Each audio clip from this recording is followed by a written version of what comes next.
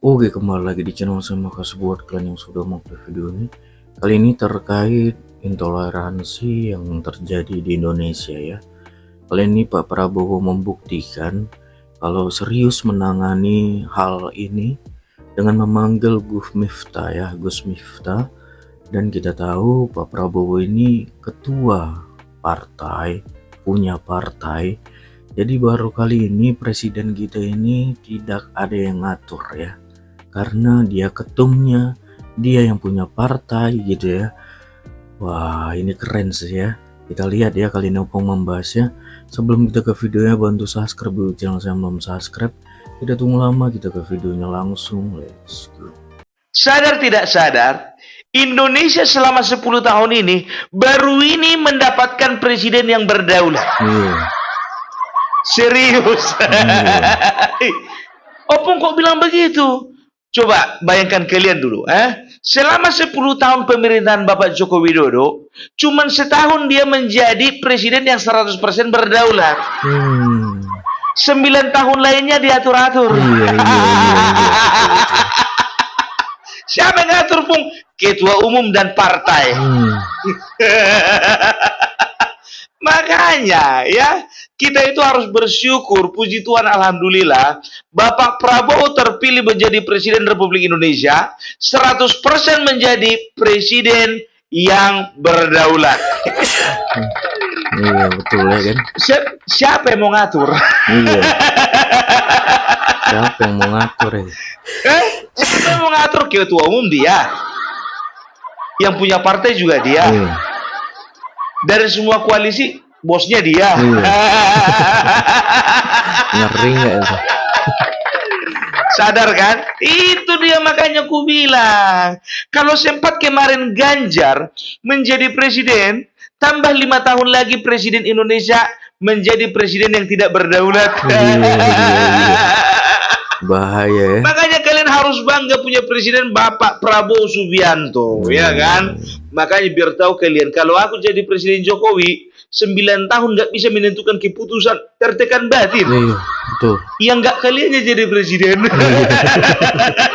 Macam tak ada harga diri ya. Udah ngerti gimana kita perasaannya, Itu makanya kalau ngobrol-ngobrol dulu, kalau ngobrol-ngobrol misalnya ini Bapak Prabowo sama Jokowi ini, ya kan? Misalnya sambil ngobrol di sambil minum kopi, ya kan? Dibilang lah, Pak Jokowi, Bapak itu kemarin itu sadar nggak, Pak? Iya.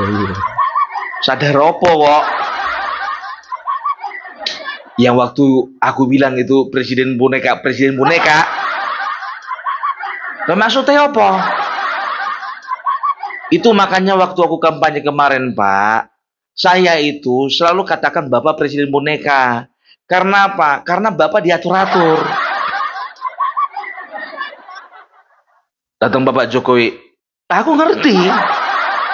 Sebenarnya iya.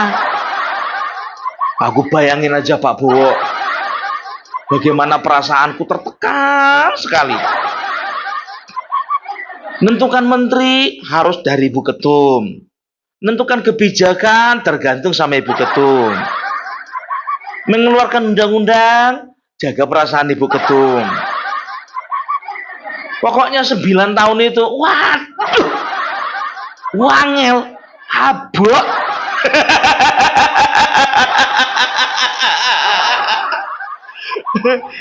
Jadi Pak Jokowi, nggak salah toh kalau saya bilang dulu Bapak presiden boneka. Bapak sebetulnya memang mengakui, Pak, tapi Bapak nggak mau mengungkapkan.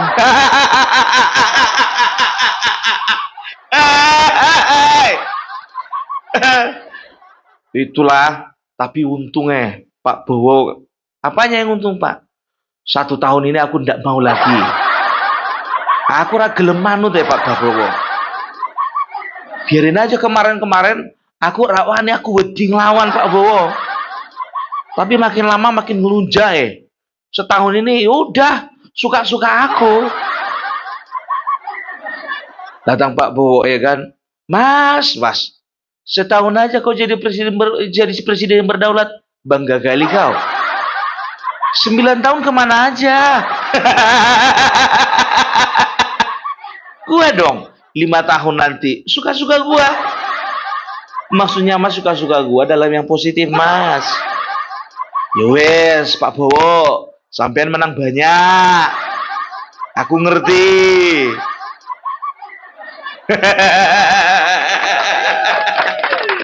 Kalian yakin nggak akan ada perbincangan seperti itu? Ada, gue bilang ada. Apalagi mereka berdua ini saat ini kan tarafnya bukan cuma atasan sama bawahan, tapi mereka itu sudah bersahabat, ya kan? Itu dia. Ya. Jadi seperti menentukan para menteri, ya. Kita lihat bagaimana ya Bapak Prabowo itu memang memilih calon menterinya itu sesuai dengan kriterianya dan sesuai dengan apa yang dibutuhkan bangsa ini. Bukan lagi apa yang dibutuhkan Ibu Ketum.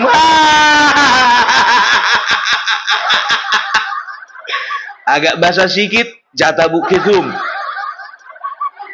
Iya kan? Agak kering, kasih sama orang lain. Kalau ini enggak, iya kan? Dia akan pilih-pilihkan orang yang tepat, di tempat yang tepat, dan pada waktu yang tepat. Coba bayangkan kalian. Siapa yang nyangka Fadlizon bakalan menjadi menteri?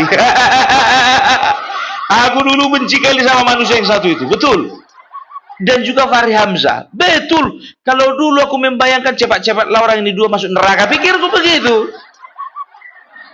Tapi jujur aja aku bilang sama kalian, aku orangnya objektif, nggak pernah subjektif. Jadi ketika aku menilai seseorang, ya mereka itu kritis sih, ya. Aku benci sama mereka itu cuma beberapa bulan aja. Tapi walaupun mereka kontra dengan Joko Widodo, aku paling senang kalau udah orang itu dua yang ngomong. Dan aku juga sudah prediksi waktu itu, satu saat, satu ketika mereka akan menjadi orang lebih besar daripada sekarang.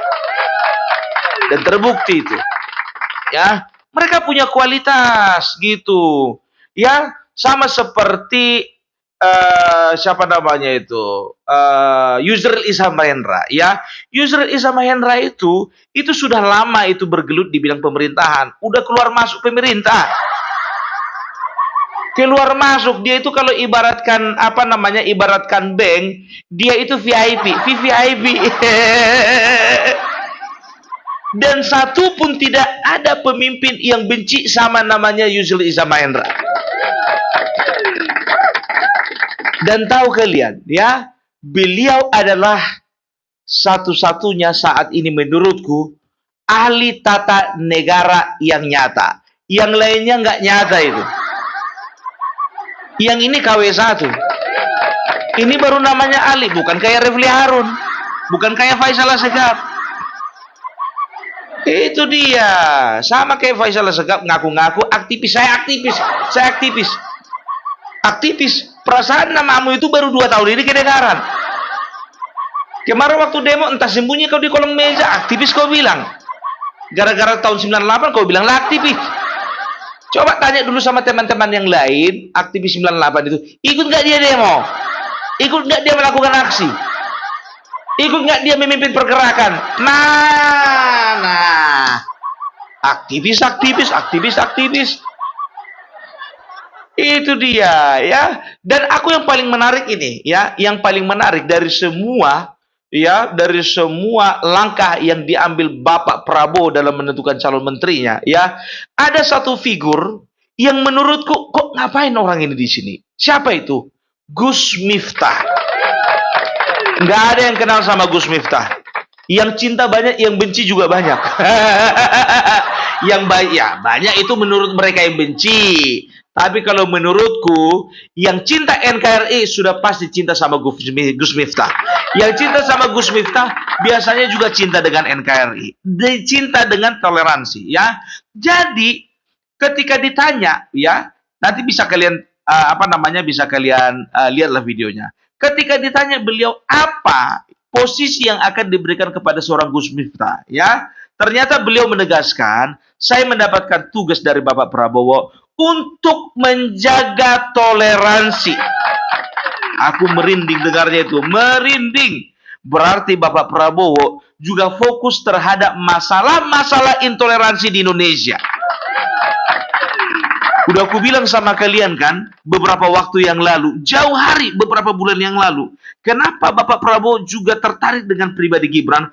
Karena Gibran, jujur saja aku bilang ya, Gibran itu adalah pribadi yang paling benci intoleransi, paling benci rasisme, dan juga paling benci dengan intimidasi dari mayoritas kepada minoritas. Dan kalian tahu siapa orang yang mengusulkan Gibran Rakabuming Raka kepada Bapak Prabowo? Orangnya adalah Gus Miftah. Itu sejarah itu. Karena apa? Tadinya Gibran itu nggak suka, nggak mau dia jadi wakil.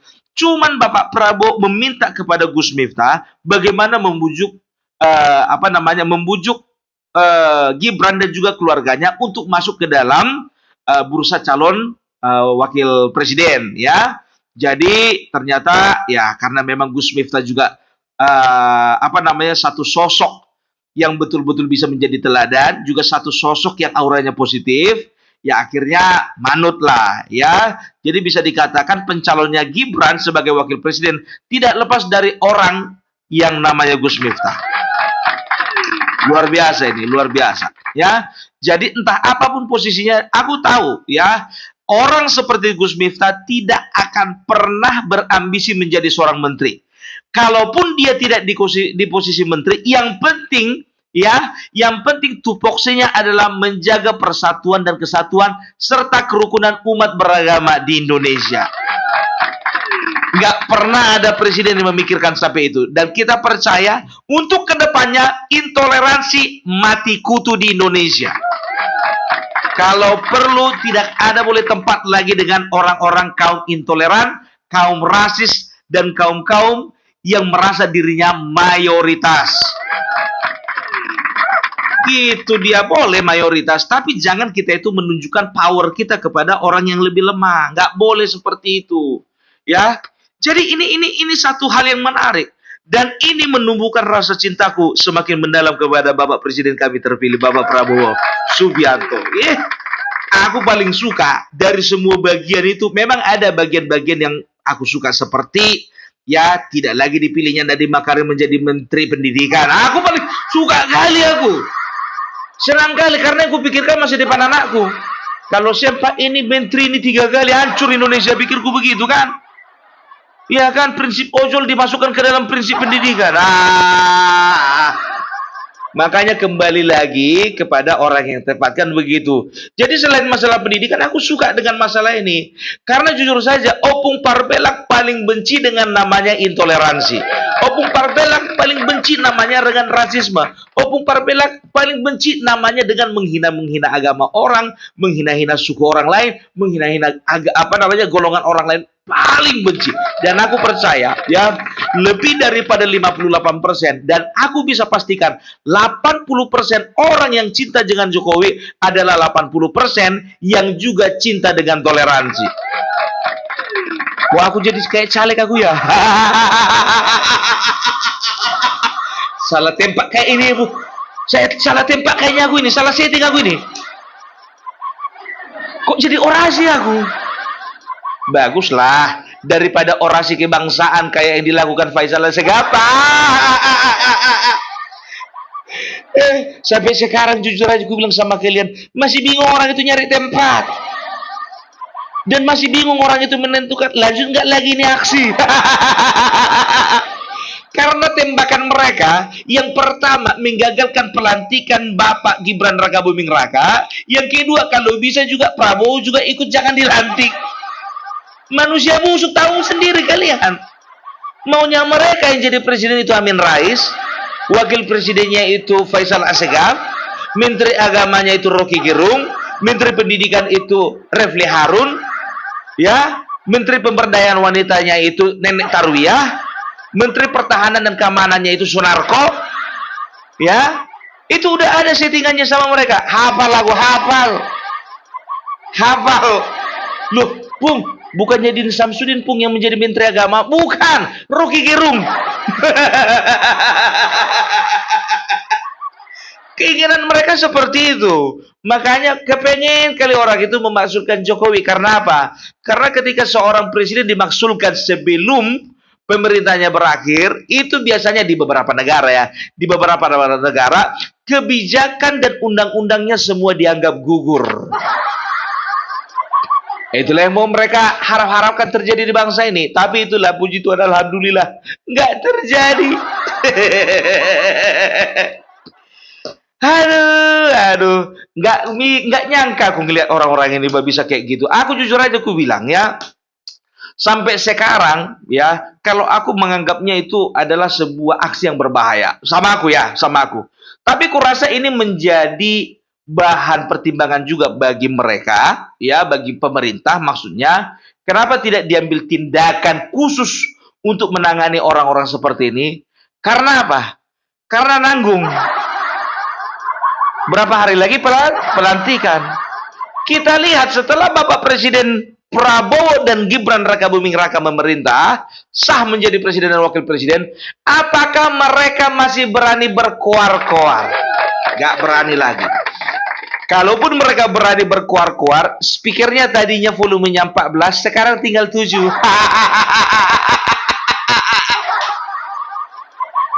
Iya, itu dia ya.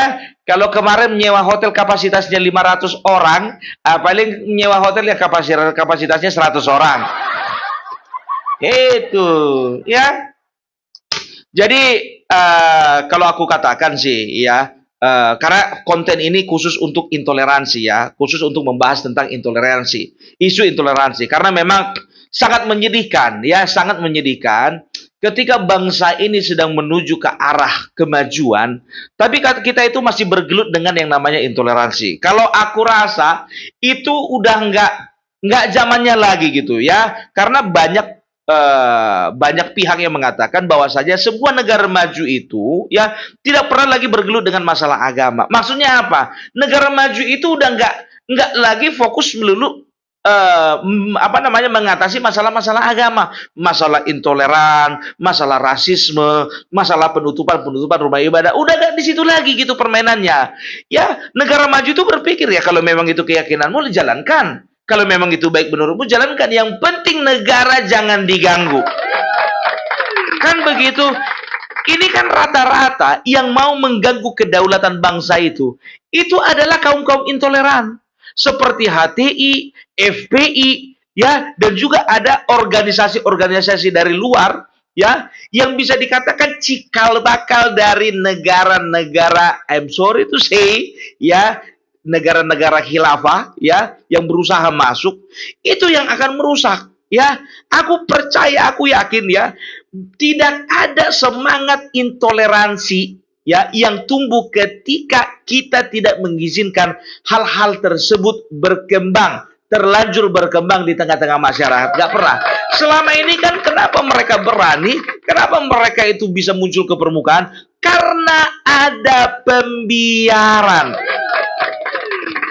Ya, tapi ingat, Bapak Prabowo adalah seorang prajurit dan Bapak Prabowo tidak diragukan lagi masalah mengenai nasionalismenya, mengenai jiwa kesatrianya, dan juga mengenai keberaniannya menumpas siapa saja yang dianggap musuh negara. Aku yakin, nggak tahu entah kenapa, yakin kalau, makanya aku bilang, ya kan, bagi orang yang terlanjur cinta sama Joko Widodo, ya move on kita, ya. Ingat, ketika Bapak Joko Widodo sudah menyerahkan tongkat estafet kepada Bapak Prabowo, itu artinya apa? Ya, artinya pekerjaan-pekerjaan yang dilakukan Bapak Joko Widodo itu akan dilanjutkan oleh Bapak Prabowo. Dan ingat, aku bilang sama kalian ya, tidak akan ada yang berubah dari model pemerintahan, tidak ada berubah dari pembangunan, tidak ada berubah lagi dari sistem pemerintahan yang ada. Karena apa? Karena misinya adalah melanjutkan. Kalau aku bilang sama kalian, orangnya Prabowo tapi spiritnya spirit Jokowi. Itu harus sadar kita. Ya, ini adalah kumpulan orang-orang goblok menginginkan Prabowo jadi presiden tapi tidak menginginkan Rakabuming Raka menjadi wakil presiden. Nggak tahu kalian itu satu paket. Namanya nasi Padang, ya, mana enak rendang, ya dicampur gado-gado. Yang enak itu rendang dicampur kuah gulai. Itu baru namanya nasi Padang. Gitu loh. Ya, ya namanya satu paket mana bisa dipisahkan. Ya, itu dia. Makanya itu Roy Suryo, hati-hati muncungmu ya. Ku bilang sama kau Roy Suryo, setelah pelantikan jangan pernah muncul lagi ke permukaan. Ini ku ingatkan sama kalian. Roy Suryo setelah pelantikan jangan pernah lagi muncul ke permukaan. Karena apa? Karena ya akan ada pembuktian-pembuktian bahwa kau melanggar undang-undang ITE. Perhatikan. Kalau sekarang dibiarkan dulu senyap kalian, karena apa? Biasa itu, pemimpin lagi fokus untuk menunggu pelantikan. Ya, mereka lagi fokus untuk pelantikan. Sekarang tanggal 16. Ya, ini sekarang hari Rabu, pelantikan hari Minggu. Waktumu tinggal 4 hari lagi. Ketawa lah kau pakai baju korban Mulyono itu. Suka kali kau pakai baju itu. Idege. Telur asin. Suka kali dia. Kemana-mana dia ada forum pakai baju korban Mulyono. Karena Kaisang pakai baju tulisannya Putra Mulyono, dia pakai baju korban Mulyono. Kapunduang. Itu dia ya. Jadi kalau aku katakan sih, ya kita optimis lah ya, bahwa Indonesia tidak akan lagi bergelut dengan yang namanya intoleransi. Ingat ya kalian ya aku nggak perlu sebutkan nama, siapa bupatinya, siapa wali kotanya, ya. Pokoknya daerah-daerah yang kusebutkan, aku tidak sedang mencela daerah kalian, tidak. Tapi memang terjadi. Daerah Tangerang, ya, dan ya daerah Tangerang, beberapa daerah di Tangerang, beberapa daerah di Bekasi, beberapa daerah di Depok, dan juga beberapa di daerah Sulawesi. Beberapa juga daerah di provinsi-provinsi yang tidak bisa kusebutkan satu persatu namanya. Sumatera Utara juga ada, Riau juga ada, ya Sumatera Selatan juga ada, dan di beberapa tempat lainnya juga ada. Ya, berakhir hidup kalian. Berakhir hidup kalian untuk kaum intoleransi. Jangan kalian berpikir bahwasanya kalian akan bisa awet. Nggak bisa. Udah cukup. Tidak ada lagi kata-kata pembiaran. Tidak ada lagi kata-kata pembiaran. Aku tahu. Aku bilang sama kalian nanti ya, akan ada banyak pihak-pihak yang menyerang Gus Miftah. Mereka akan katakan bahwasanya kiai ulama sudah mulai berpolitik. Gus, aku bilang samamu, maju terus. Jangan dengarkan anjing menggonggong. Biarlah anjing menggonggong, Gus Miftah tetap berlalu. Iya, biarkan aja gitu. Mau mereka menggonggong, mau mereka mengeong, mau mereka mendesis, udah urus. Oke Gus, mantap kalau kayak gitu ya. Pokoknya kita dukung terus pemerintah Bapak Prabowo. Kita doakan supaya Bapak Prabowo boleh memberikan boleh memberikan posisi yang tepat kepada orang yang tepat. Oke, salam Parabelak, salam NKRI, harga mati. Oh gitu ya pembahasan opung terkait Pak Prabowo yang menjadi presiden 2024 dan 2029 ya, sampai 2029. Ya ini membuktikan kalau baru kali ini selama 10 tahun ini ya, presiden kita pasti tidak ada yang ngatur-ngatur gitu ya. Gimana menurut kalian? Coba komen di bawah dan sampai bertemu di video saya selanjutnya. Buah.